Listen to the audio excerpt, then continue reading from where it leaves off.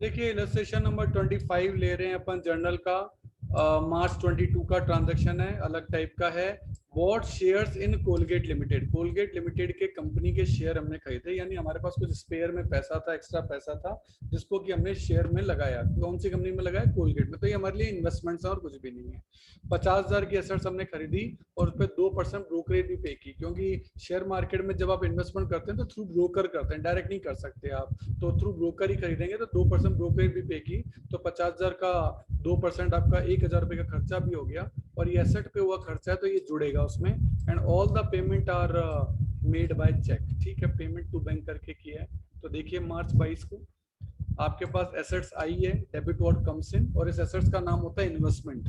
इसको कहते हैं इन्वेस्टमेंट्स, क्योंकि आपने कोलगेट कंपनी के शेयर में पैसा लगाया है। तो debit what comes in, investment account debit 51,000, 50,000 plus 2% brokerage, और चेक से पेमेंट किया तो to bank credit what goes out, ये आपका 51,000 का पेमेंट आपने कर दिया। तो debit what comes in, investment को डेबिट किया, credit what goes out, bank को क्रेडिट किया। तो नया वर्ड आपके सामने आ रहा है ब्रोकरेज। देखो ब्रोकरेज का हिंदी में वर्ड होता है दलाली। जब भी आप कोई प्रॉपर्टी या कोई एसेट खरीदते हैं तो कभी कभी ब्रोकर के थ्रू खरीदनी पड़ती है, और वो आपको सेल परचेज करने में आपकी मदद करता है। तो वो ब्रोकरेज जो आप पे करोगे खरीदते हैं वो भी तो आपका खर्चा हो गया। तो कुल मिलाकर हुआ क्या कि 50,000 की आपने इन्वेस्टमेंट खरीदी, उस पर 2% ब्रोकरेज भी पे की, तो 1,000 रुपए का खर्चा वो हो गया उस पर। तो कुल मिलाकर वो प्रॉपर्टी आपको कितने रुपए की पड़ी? 51,000। इसीलिए इन्वेस्टमेंट को 51,000 लिखा गया। मान लो इन्वेस्टमेंट की जगह आप फर्नीचर परचेज करते, तो अब यहाँ क्या लिखते हैं? Furniture account debit to bank. अब फर्नीचर की जगह आपने यहाँ इन्वेस्टमेंट खरीदा है तो investment account debit to bank. तो ऐसा कुछ नया नहीं है, यहाँ पर लैंग्वेज थोड़ी सी अलग है जो कि आपको याद रखनी पड़ेगी। तो इलस्ट्रेशन नंबर 26 देख रहे हैं। सबसे पहले देख रहे हैं मार्च 2, पेड इनटू करंट अकाउंट। यहाँ करंट अकाउंट से मतलब होता है बैंक अकाउंट। यहाँ करंट अकाउंट का मतलब है बैंक अकाउंट, यानी बैंक में पैसा जमा कराया। पेड इनटू यानी बैंक में पैसा जमा कराया, तो बैंक को डेबिट हो जाएगा। बैंक में पैसा आया है, bank account debit to cash account. तो लैंग्वेज थोड़ी सी अलग है और कुछ नहीं है। मार्च 16 को देख रहे हैं, additional cash introduce by the proprietor. ये बिजनेस स्टार्ट करने की जो एंट्री होती है फर्स्ट वाली, वही एंट्री होगी, क्योंकि बिजनेस में चाहे कैपिटल लाओ चाहे एडिशनल कैपिटल एक्स्ट्रा कैपिटल लाओ, एंट्री तो एक ही होनी है। तो मार्च 16 को आपकी एंट्री हो जाएगी cash account debit to capital account. वही बिजनेस में पैसा इंट्रोड्यूस करने की एंट्री है, नया कुछ नहीं है। 17 में आपको कहता है स्पेंड 25,000 फॉर शोकेस। अब देखो शोकेस को आप फर्नीचर का पार्ट मान सकते हो, तो इसीलिए शोकेस को furniture account debit to cash किया है। अदरवाइज आप इसे फिटिंग का पार्ट मानो तो फिटिंग टू कैश भी इसको किया जा सकता है, पर फर्नीचर ज्यादा अच्छा ऑप्शन है। मार्च 22 को कहता है sold 1/5 of the above goods. अब अबव गुड्स कौन सी? तो ये अबव है मार्च 20 वाली, कि आपने गुड्स परचेज की थी 12,000 की।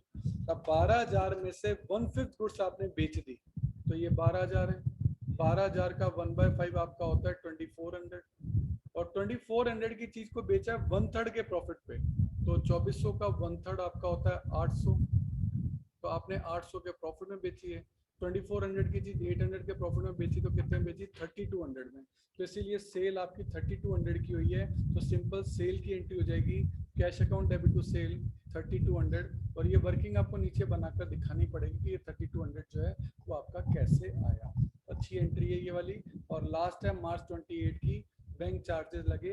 तो बैंक आपसे चार्जेस लेने का आपके घर पे नहीं आता है, वह बैंक से ही काट लेता है। तो खर्चे लग गए, bank charge account debit.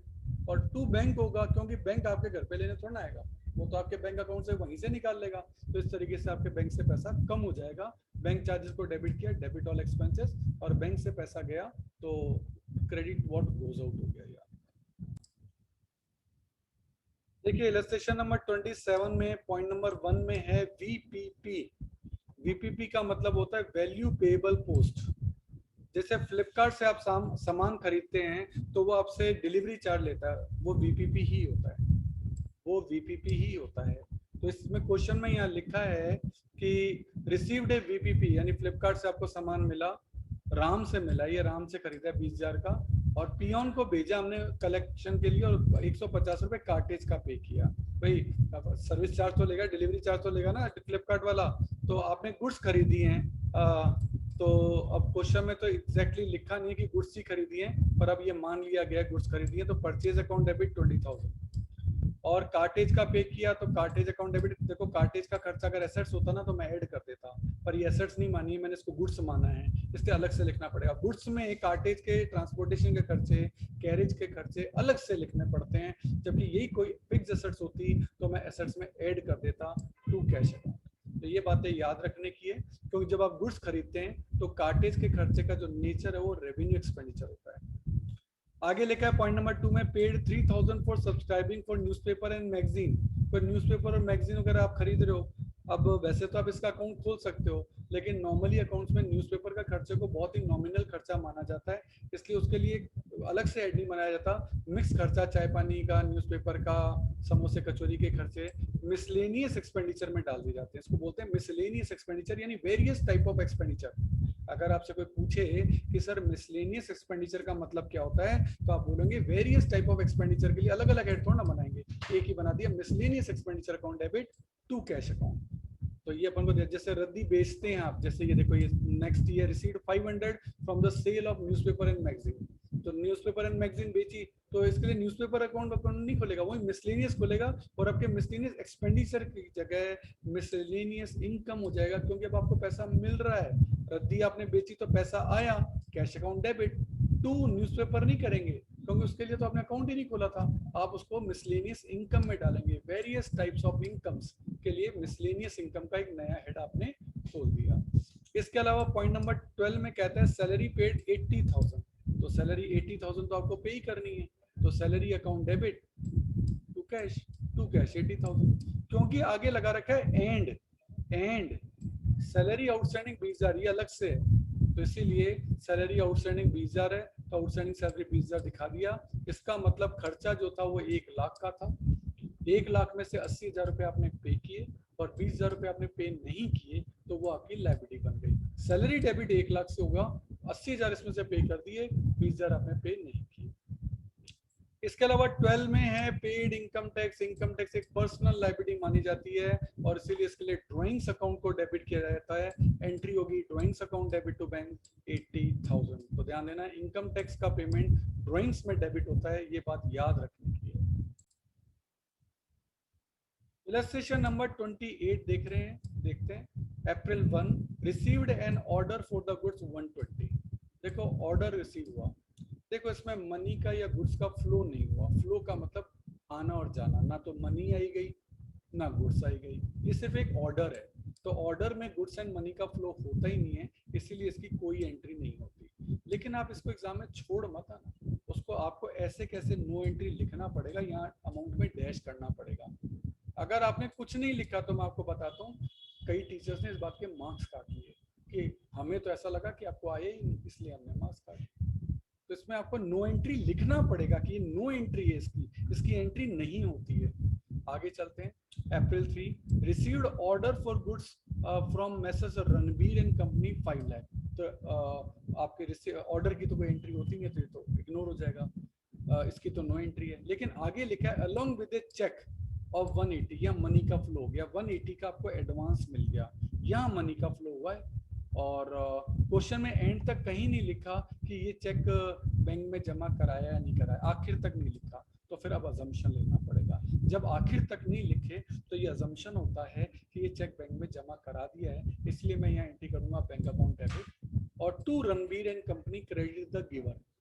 Credit the giver, इसको कई लोग एडवांस भी लिख देते हैं ब्रैकेट में कि हाँ भाई हमको रणबीर एंड कंपनी से एडवांस मिला है, तो एडवांस आपकी मिला है तो लायबिलिटी होती है, और लायबिलिटी हमेशा क्रेडिट होती है, इसीलिए bank account debit to Ranbir and company. और एडवांस वर्ड का यूज भी आप इसके साथ कर सकते हैं, उसमें कोई दिक्कत नहीं है। ऐसा कैसा एक ट्रांजैक्शन अप्रैल 5 भी है। प्लेस एन ऑर्डर, आपने ऑर्डर दिया मैसर्स कोहली एंड सन्स को 2,50,000 का, तो ऑर्डर की कोई एंट्री नहीं होती। हाँ, पेड देम, अब मनी का फ्लो है, 1 लाख रुपए आपने चेक भी दे दिया एडवांस में। अब एडवांस में चेक दिया तो debit the receiver, Kohli and sons को डेबिट किया, या ब्रैकेट में आप एडवांस का यूज भी कर सकते हो कि कोहली एंड सन्स को एडवांस दिया, डेबिट द रिसीवर, और चेक दिया तो क्रेडिट व्हाट गोज आउट। तो इस तरीके से ये एंट्री भी की जा सकती है। यहाँ आपने एडवांस लिया था, ये लायबिलिटी है, यहाँ आपने एडवांस दिया है, ये आपकी एसेट्स है, और एसेट्स हमेशा डेबिट होती है, लायबिलिटी हमेशा क्रेडिट होती है। इसको इस तरीके से आप याद रख सकते हैं। अप्रैल 20 को देखते हैं, goods costing 50,000 were damage in transit, रास्ते में खराब हो गई। A claim was made on railway authority for the same, और हमने रेलवे को कहा भैया तुम नुकसान दो, 50,000 रुपए का हमारा नुकसान हो गया, 50,000 रुपए की हमारी गुड डैमेज हो गई। तो अप्रैल 20 को देखिए, आप इसको दो एंट्री के थ्रू कर सकते हो। इसको लिख सकते हो loss in transit account debit, short में लिख रहा हूँ, टू परचेज।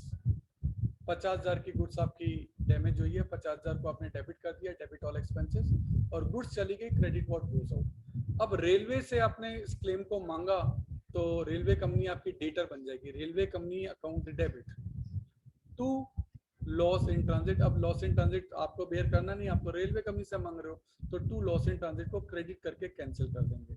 तो अल्टीमेटली क्या इफेक्ट हुआ, लॉस इन ट्रांजिट यहाँ डेबिट हुआ, लॉस इन ट्रांजिट यहाँ क्रेडिट हुआ। जैसे मैथ्स में प्लस से माइनस कट सकता है, वैसे अकाउंट्स में डेबिट से क्रेडिट कट सकता है। तो ये दोनों कट गए, डेबिट एंड क्रेडिट, तो कंबाइंड एंट्री बनी railway account debit to purchase. इसने ये कंबाइंड एंट्री की है, railway account debit to purchase. तो आप इसको दो एंट्री के थ्रू करो, ज्यादा अच्छा रहेगा, बाकी कंबाइंड भी सही है। नेक्स्ट हम देख रहे हैं अप्रैल 22, रिसीव्ड फ्रॉम सेल्समैन 60,000। हमारा सेल्समैन था, वो हमको 60,000 रुपए दे रहा है, उससे मिले हमको फॉर गुड्स सोल्ड बाय, उसने गुड्स बेची थी।